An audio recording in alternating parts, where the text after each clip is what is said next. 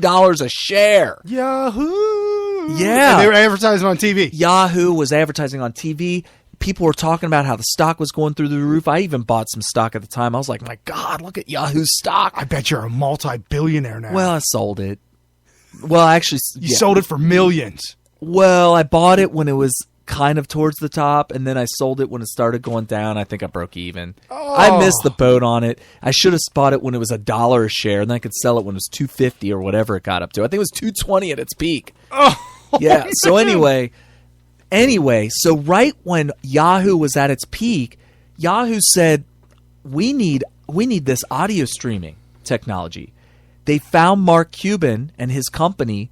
They bought that technology from Mark Cuban for over $6 billion. No! Goo! And by the way, Mark Cuban didn't develop it. He just found the people that were developing it. Oh, so he's a cheater and a liar. Well, no, it's not that. I mean, it's... Well, no, but that's what the liberals are calling Trump for doing a similar thing.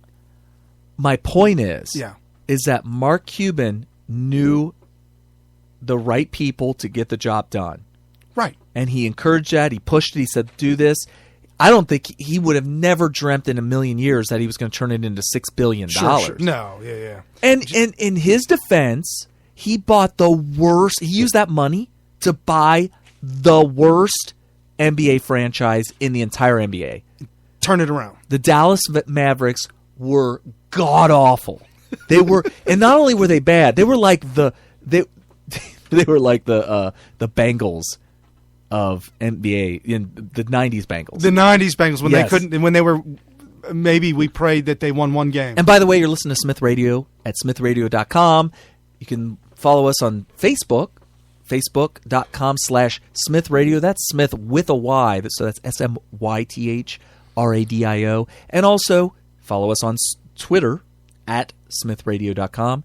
And you can also call us in anytime we're live at 513-888-1538. That's 513-888-1538. And we are live every Sunday from 5 p.m. to 8 on Sundays. Every Sunday. Eastern. And we were talking. Did I not give the time? Yeah. We're in Japan. No, we're at Eastern time. Yeah, so we were talking about Trump there for a minute. And we were talking Mark Cuban. About his decisions on coming out with a list of Supreme Court judges he would pick or maybe use this list or other people. And we were relating that to Mark Cuban and Mark Cuban's success of not knowing anything about the internet. He didn't know none of that. And you know what? We don't fault him for that. No. Because he knew where to find the guy that developed the technology for the audio and everything else. And then he gets the Dallas Mavericks. I guarantee you he didn't go in there and say, all right, I know everything about basketball, which he was a huge basketball fan. Right. Huge Dallas fan. He wanted them to be great. He wanted to make Dallas great again. Oh, apparently he did. And he did it, you know. Well, and look at Zuckerberg. Did you say Zuckerberg? Yes. Look at Zuckerberg. Facebook and Zuckerberg, and how if you are conservative posting conservative things, you may be in trouble. Here at Smith Radio, we have been in trouble. It happens. Yeah. And there are other and it was conservative. There's other conservative groups on Facebook that are blasting. But anyways, Zuckerberg, he didn't, according to the movie and according to a lot of lawsuits that he lost, he didn't initially come up with the idea for Facebook, but was being paid to do. It would be like Mark Cuban paying that guy to build a website, and the guy stealing it from Mark Cuban to sell it to Yahoo. And Mark Cuban being cut out. That's what happened with Facebook. Zuckerberg was the behind-the-scenes guy, and the rich college kids came to him to pay him to build Facebook. He ended up giving him like $50 million. Yeah. I mean, they got paid in the lawsuit because he lost. But my whole point is, the favorite line from his the movie about that, which is The Social Network, was, if you could have built Facebook, you would have built Facebook. Right. And also along some of the lines that, Led Zeppelin's been sued many times for some of their famous songs that were just absolutely insane. They were written by somebody else. And again, if you could have made that song virally famous, you would have. Would have, yeah. We changed it. might have used the same theory, same idea, same words, but we used different music to it of that era, of that time, and the kids went crazy for it. Right. Right. So what do you do? So that's how they get paid. So I was pulling up on the Google that there are 714 courts of appeals judges and 2,700 district court judges. And, you could choose from all these thousands of judges across America. Conservative people to go to say, okay, guys, you're in the industry. Can you find a list? Just find 10 good conservative judges that have resumes that would be understandably justifiable to nominate as a Supreme Court justice. And several of them are actual state Supreme Court justices, which Hannity pointed out that doesn't happen often enough. A lot of state Supreme Court justices never get tapped to be a federal a United States Supreme Court justice, which blows my mind. That doesn't work. That it seems to me like a lot of times if you're a governor of a state, you have a good chance of, if you're popular and you have a good track record, of running for president. Because the governor is like the president of a state. And then they can bump up and try to run for the president of the United States. But what's odd is you don't really see that very often with justices, where a state Supreme Court justice ends up getting tapped to be a U.S. Supreme Court justice, probably because of ideological problems. But, Trump knows what he's doing. He figures, hey, who else would I go to than the guy that's the next rung down? Right. And so that's what a lot of these guys are. And there's nothing wrong with it. And that's how many businesses have been absolutely wildly successful with using what Trump is doing. I mean, Trump himself has been wildly successful. It's almost like a military thing, too, because you don't often see a corporal being promoted to major. No, you don't. Ever. Right. So, and that's what happens a lot of times with the Supreme Court nominations. They're like, yeah, I found this guy or this woman, because that's all it really matters is that she's a woman, right? And I'm going to nominate her for Supreme Court. Well, what's her resume? Well, she was a juvenile judge in this small town of 500. Right. Like, well, what? Were you? Oh, well, I nominated her because we don't know nothing about her, which is good. Right. Because we don't want no dirt on her. See, and the numbers I was throwing out were all the judges in all of America. I'm just saying that there are a lot of people that he could pick from.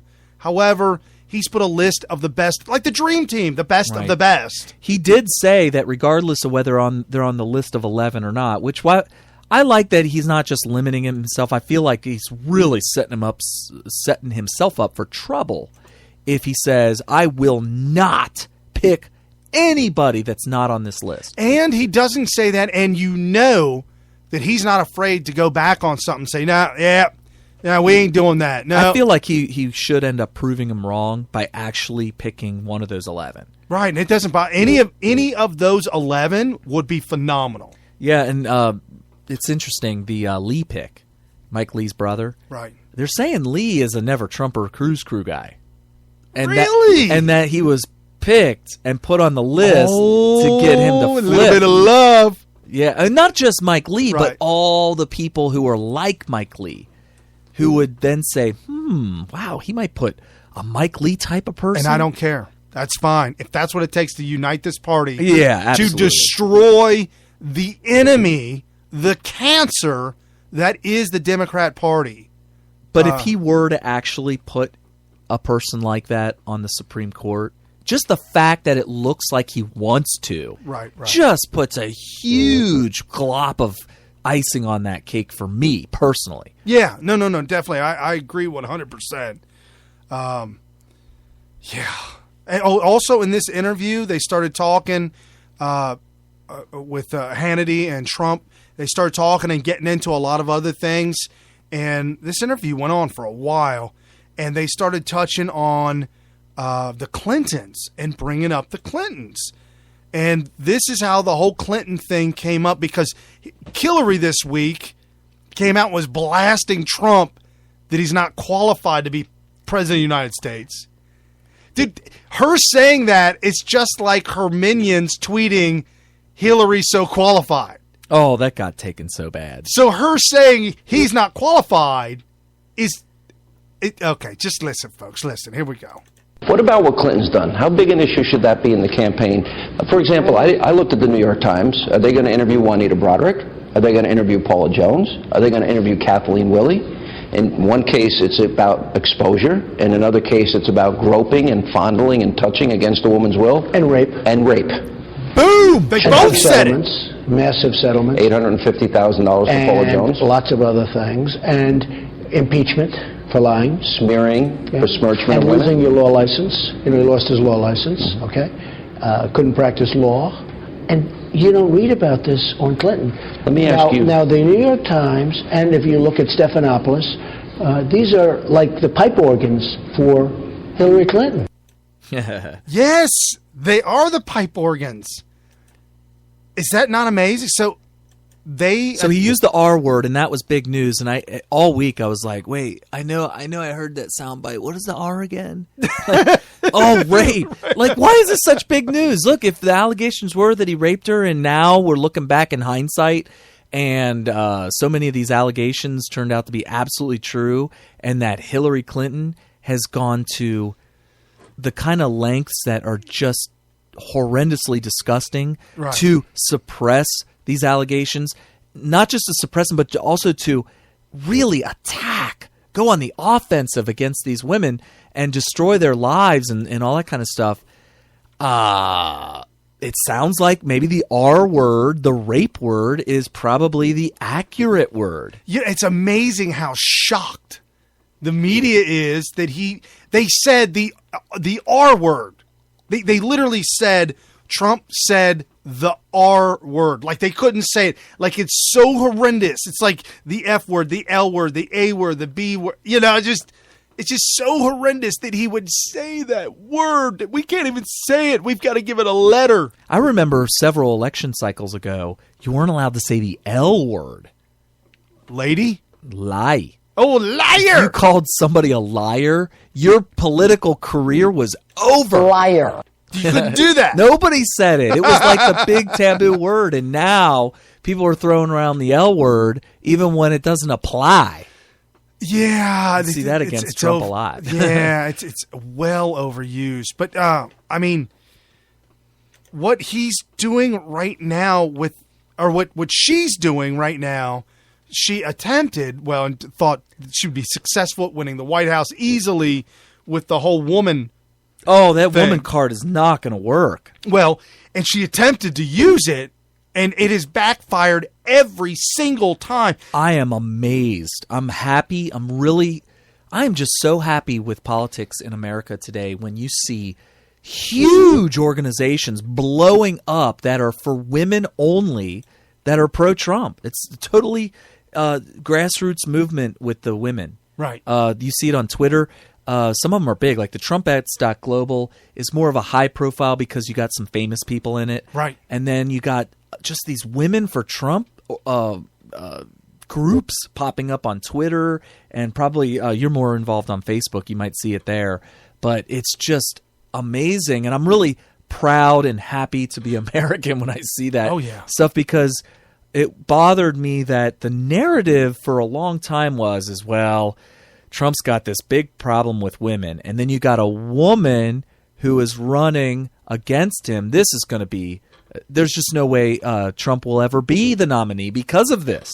And then you find out that it was all a lie. Right, and who's going to take over his empire when he's president of the United States? That was breaking news. Oh, Megyn Kelly was beside herself. Borderline sexist. She was what? Sexist. What is that? She was being sexist. Oh, sexist. She was in shock and awe that Ivanka Trump is going to take over the Trump empire, not his sons. Yeah, and she was like, whoa. Right. Does Donald Trump Jr. know about this? Right. Yeah, that was... Oh, what about Katrina? Is that her? I think it's Katrina, his national spokesperson. Oh, right. Yeah, what about her? She is an absolute Are you sure? Because I don't think anybody's ever asked her what